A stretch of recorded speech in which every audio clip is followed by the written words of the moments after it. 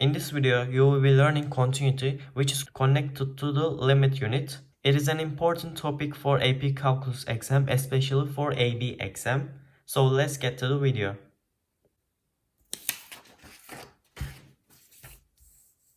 So I'm gonna start with the definition of continuity. A continuous function doesn't have any abrupt, which means sudden change in value. Those sudden changes is called discontinuities. So we have two important terms in this definition. One of them is continuous function and the other one is discontinuities.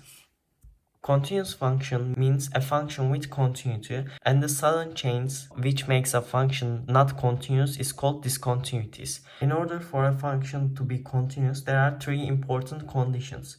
So, to check if a function is continuous at a point x equals 3, we have three important conditions.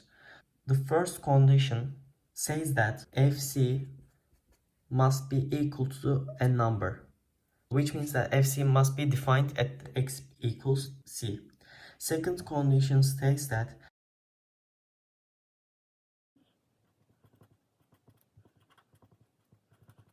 right-hand limit of the function at x goes to c must be equal to the left-hand limit of the function where x goes to c.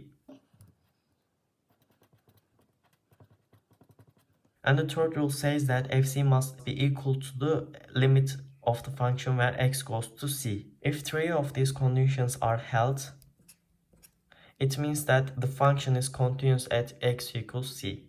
If you check this graph, you will see examples of those abrupt change where you have to lift your pencil up in order to draw the curve. We have an example here. Is function fx continuous at x equals 2? What we are gonna do is we are gonna check the three conditions. Let's start with the first condition. We must check if the function is defined at x equals 2. As you can see here, x is defined at this function. So we are gonna solve it according to this function. f2 is equal to the 5. Let's check condition 2.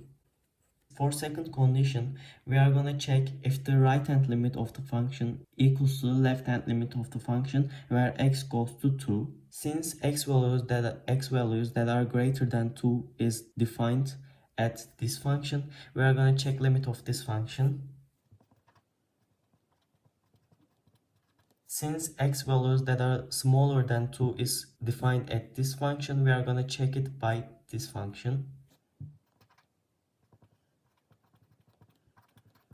As you can see here, right hand limit of the function is not equal to the left hand limit of the function. So limit x goes to 2 fx is not defined.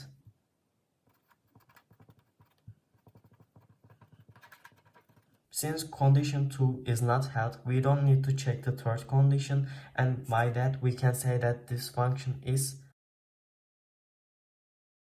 discontinuous. Let's move on to the next page. We have two more examples here. The first question says us, is the function fx continuous at x equals 2? Again, we are going to check three conditions. Let's check the first condition. For the first condition, we are again check if the function is defined at x equals 2. f2 equals to the 2 square, which means 4. Let's check the second condition. For the second condition, we are gonna check if the function's limit x at x goes to 2 is defined. In order to check that, we are gonna solve from both sides, left hand side and the right hand side.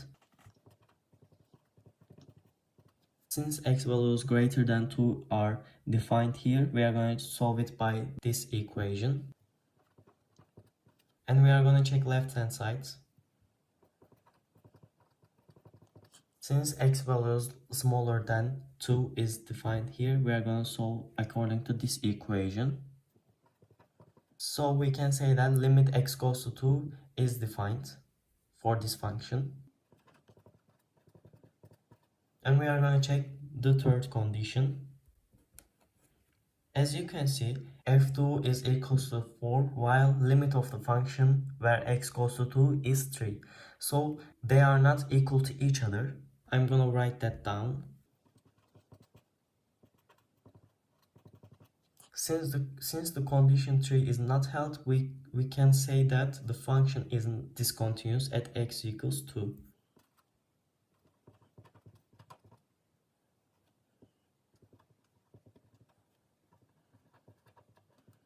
We have another example here. Is the function fx cosecant x continues on the interval negative 2p to 2p in closed interval? As we all know, cosecant x equals to 1 over sine x.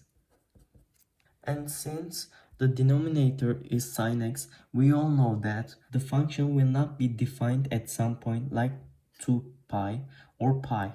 For example, let's check the f 2p. 1 over sine 2p is equal to 1, 0, which is undefined. So it can be said that the function is not continuous on this interval because the denominator is not defined at some point on those intervals. Since we learn all the conditions, now we will learn types of discontinuities.